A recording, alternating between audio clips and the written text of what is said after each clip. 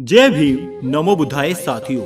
दोस्तों आज हम आप लोगों के लिए कुछ नई जानकारी और वीडियो लेकर के आए हैं। दोस्तों बाबा साहब अम्बेडकर को कौन नहीं जानता, लेकिन जो बाबा साहब अम्बेडकर के साथ होता था वो आज के समय में किसी के साथ नहीं होता।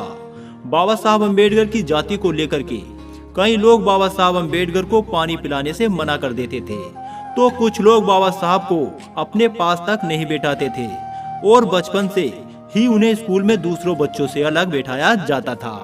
लेकिन उस समय में ऐसा सिर्फ बाबा साहब के साथ ही नहीं होता था, बल्कि नीची जात वालों चमारों के साथ ही ऐसा होता था और उन्हें नीची अछूत शूद्र समझा जाता था। और इसी के चलते नीची जात वालों को किसी भी मंदिर में प्रवेश करने की अनुमति नहीं थी और ना ही उन्हें मंदिर के अंदर बढ़ने दिया जाता था। ऐसा ही हुआ था बाबा साहब अम्बेडकर के साथ। असल में हुआ यूं था, जब बाबा साहब अम्बेडकर नेपाल में पशुपतिनाथ मंदिर में गए तो उन्हें मंदिर के अंदर प्रवेश करने से रोक दिया गया था।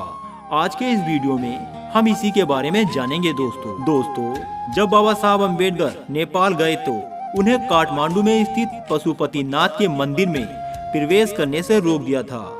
लेकिन क्यों रोका गया था दोस्तों, यह बात साल 1956 की है, जब एक बात हवा की तरह फैल रही थी।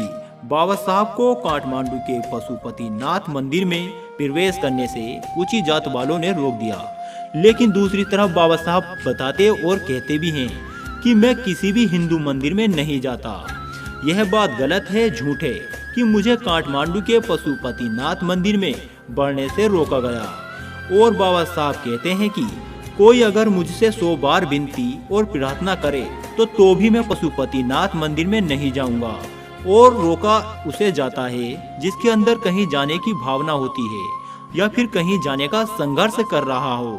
मैंने तो कभी मंदिर के अंदर जाने की इच्छा ही नहीं की, तो मुझे कोई कैसे रोक सकता है।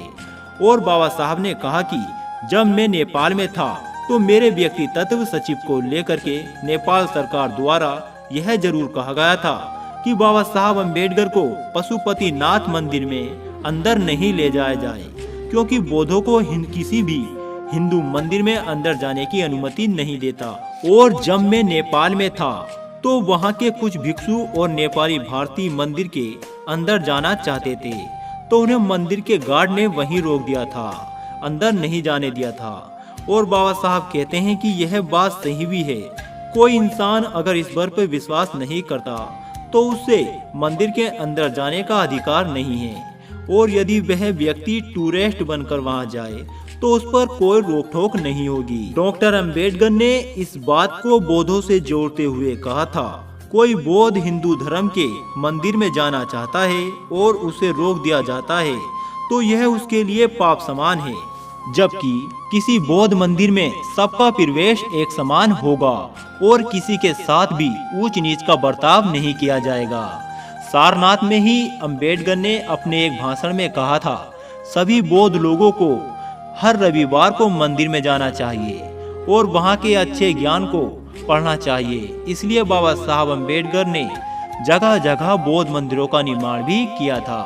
तो दोस्तों अब आप समझ गए होंगे कि बाबा साहब को मंदिर में क्यों नहीं जाने दिया था। अगर आपको वीडियो अच्छा लगा हो तो वीडियो को लाइक करें, शेयर करें एवं कमेंट जरूर करें। जय भीम, जय भारत।